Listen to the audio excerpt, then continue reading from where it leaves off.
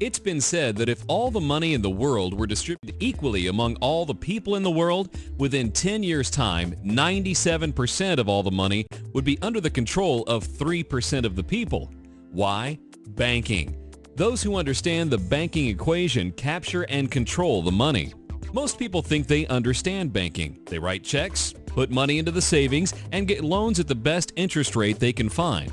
But they fail to understand the most important part, and as a result, the average consumer pays over 34% of their after-tax dollars on interest over their lifetime. Think about that. They willingly give away over 34% of all their after-tax dollars in interest. That's banking. It's great if you're on the right side of the equation. Most aren't. Most people focus on two things when they buy something: price and interest rate. Look at the results of this approach. 25% of every dollar spent on car payments goes toward interest, even with a car loan at 8.5% APR. Over 86% of the average American's mortgage payments go toward financing, even at 7% fixed APR. As you can tell, the volume of interest is the real issue, not the annual percentage rate. It's like going to the doctor's office to get a shot of some kind. It's not the rate at which the medicine is injected into you, it's the volume.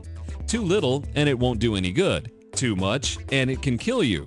The truth is that price and interest rate are not the reasons why Americans waste over 34% of their income in interest. It's the banking equation that's the problem.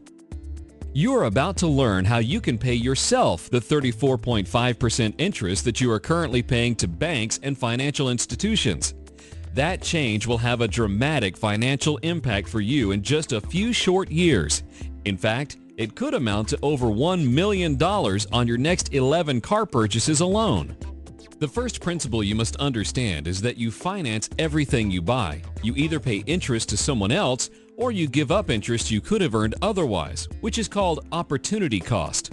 As mentioned earlier, the average American spends 34.5% of all of their after-tax income on interest for their mortgages, car loans, and credit cards, and saves less than 5%.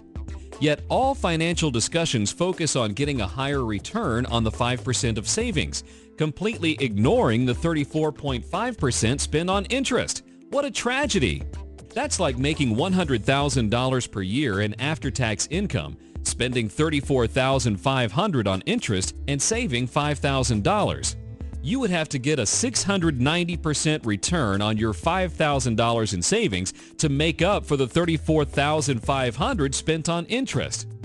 Do you know anyone getting a 690% return on their savings each year?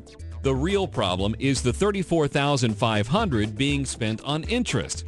It's not practical to think you can make it up by getting a higher return on the $5,000 in savings.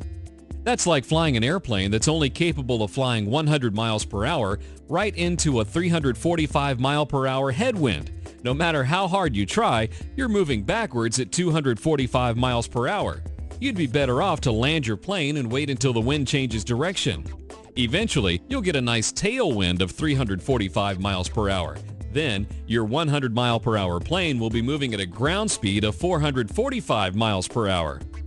Now, we all know that in the airplane world, you can't control the environment in which you fly. However, in the financial world, thanks to the infinite banking concept, you can by becoming your own banker.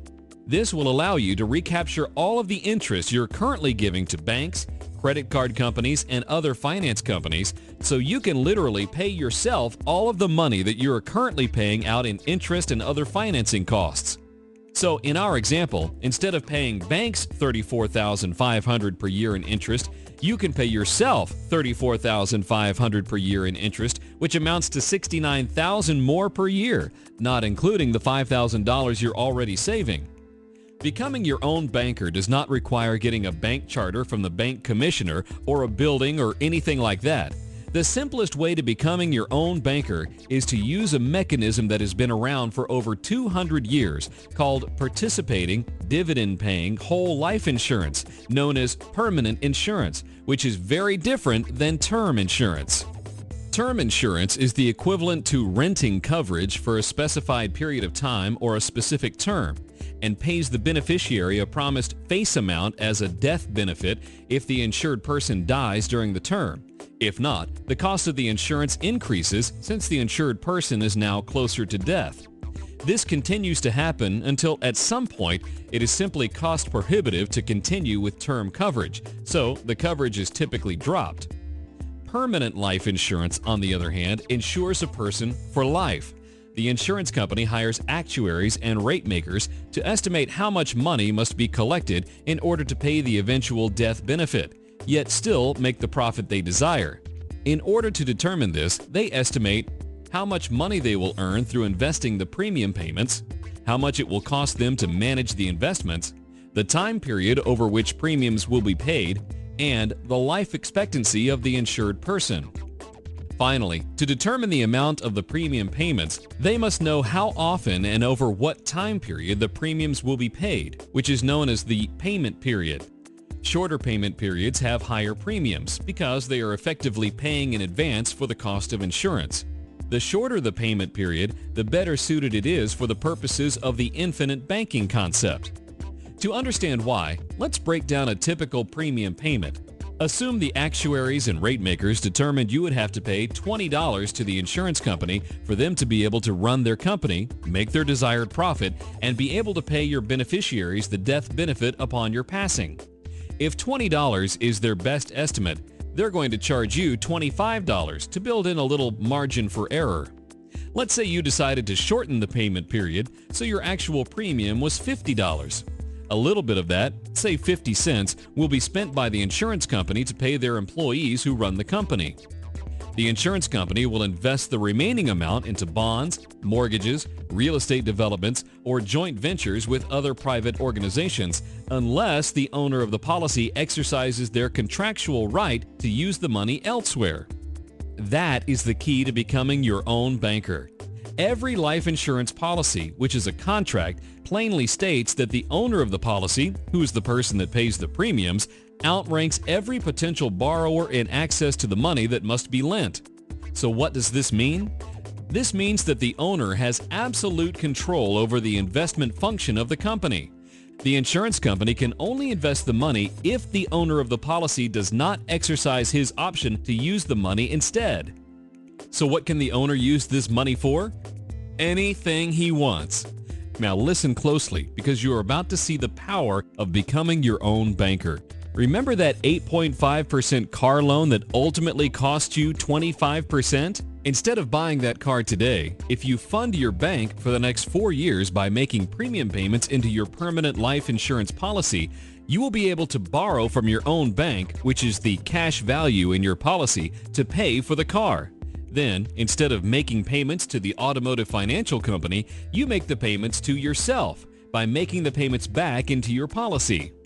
To maximize the power of becoming your own banker, you must pay yourself at least the amount of interest you would be charged by the automotive finance company, preferably more. What does this amount to? Let's assume you'll buy a new car every 4 years for the next 44 years, so 11 cars total. Each car will be financed for $10,550 and can be financed at 8.5% interest for 48 months. You have a choice with how to pay for these cars. You can use one of 5 methods. You can buy them through a bank or other finance company, lease them, pay cash for them, use an interest-earning savings account, or use your own bank by using the infinite banking system. Let's look at each method in further detail. Buying the car through a bank at 8.5% interest would cost $260 per month, which is $3,030 per year. Over 44 years, that amounts to $137,280. Leasing a car costs a little bit more. Why? Because you lease from the owner of the car. Is the owner a fool? No. He will make some money on the activity. Let's then assume that leasing will cost you $175,000. Paying cash for the cars will first require you to save up for the car, so you would have to defer buying the first car for 4 years. The overall cost for the cars would be $116,050, which is the $10,550 times 11 cars. The last 2 methods both involve having a banking mentality. The difference is using your own bank versus using someone else's. Let's compare. Assume that for the last two methods, you understand the need to capitalize your bank, so you accumulate $5,000 per year for 7 years before purchasing the first car. You could accumulate your money in a savings account and buy certificates of deposit at someone else's bank in the amount of $5,000 with a yield of 5.5% interest. However, this interest is taxable, so the after-tax effect is 4%, assuming a 30% tax bracket. After 7 years, you would have $41,071 in your account. So you buy your first car and continue making the $3,030 car payments into your savings account. By year 50, you would have $258,927 in this account. Alternatively, you could accumulate your money in a dividend-paying permanent life insurance policy instead of at someone else's bank. For the first 14 years, putting your money in someone else's bank comes out ahead. But from that point forward, the infinite banking concept is favored in an accelerating fashion. In fact, by year 50, you will have $964,638. That's $705,710 more than putting your money in someone else's bank. Why is this? Because when you become your own banker, you are the only owner of your bank, so you receive the profits that would otherwise go to the bank. It's that simple and that powerful. There really is no comparison. Plus, by using a dividend-paying permanent life insurance policy as your bank, you get the other inherent benefits with life insurance policies. Namely, the dividends paid on a life insurance policy are not taxable. The money you borrow from the cash value is not taxable. And the cash value is protected from creditors and judgments in most states. By becoming your own banker, you will soon be in a position to stop supporting the employees and shareholders of other banks and finance companies through all the interest you're paying to them, and instead use that money to support you and your family. Becoming your own banker will prove to be one of the wisest decisions of your lifetime.